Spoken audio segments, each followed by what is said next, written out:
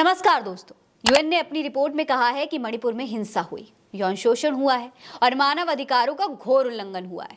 लेकिन भारत सरकार ने इसे नकारते हुए कह दिया कि सब चंगा है। दोस्तों, मणिपुर में क्या हुआ सबने देखा, पूरे देश ने देखा, पूरी दुनिया ने देखा। मणिपुर में कुकी और मैतेई समुदाय के बीच में हिंसा हुई। लोगों ने एक दूसरे के घरों को आग लगा दी। कुकी समुदाय की महिलाओं को निर्वस्त्र घुमाया गया, उनके साथ बलात्कार किया गया। तब पीएम मोदी ही थे जो 36 सेकंड के लिए इस मामले पर बोले थे और कह रहे थे कि दोषियों को बख्शा नहीं जाएगा। एक 7 साल के नाबालिग को गोली से मारने के बाद मां और चाची के साथ जला दिया गया था। इसकी जांच सीबीआई को सौंपी भी गई थी। अभी 2 दिन पहले मणिपुर की घाटी के सभी 5 जिलों में पूरी तरह से कर्फ्यू लगा दिया गया था। जब सब चंगा है तो इसकी क्या जरूरत है? दोस्तों, राहुल गांधी ने इस मुद्दे पर मोदी जी से जवाब मांगा था। मणिपुर के मुख्यमंत्री एन बीरेन के इस्तीफे की मांग की गई थी। मणिपुर के लोगों ने प्रदर्शन किया।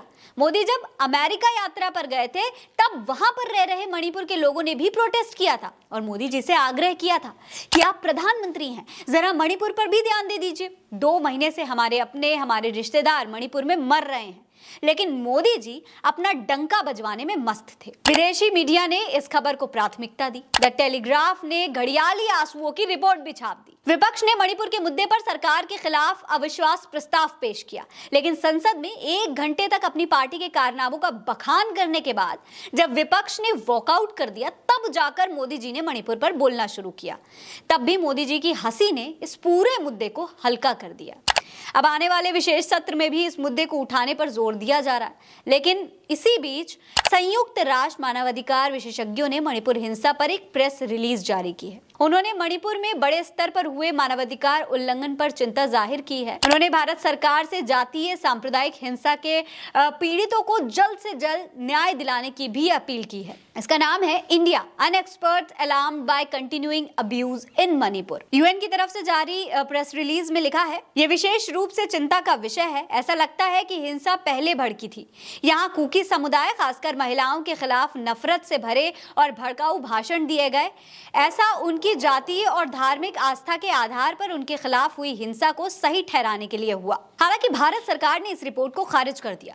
भारत की तरफ से कहा गया है कि यूएन की ये रिपोर्ट गलत, अनुमानित और भ्रामक है। जनेवा में यूएन कार्यक्रम में भारतीय स्थायी मिशन ने एक बयान जारी किया है। इसमें कहा गया है, भारत का स्थायी मिशन इस प्रेस रिलीज को पूरी तरह खारिज करता है। ये न केवल गलत, अनुमानित और भ्रामक है, बल्कि इसमें मणिपुर के हालात और यहाँ भारत सरकार के उठाए कदमों को समझने में काफी कमी दिखाई देती है।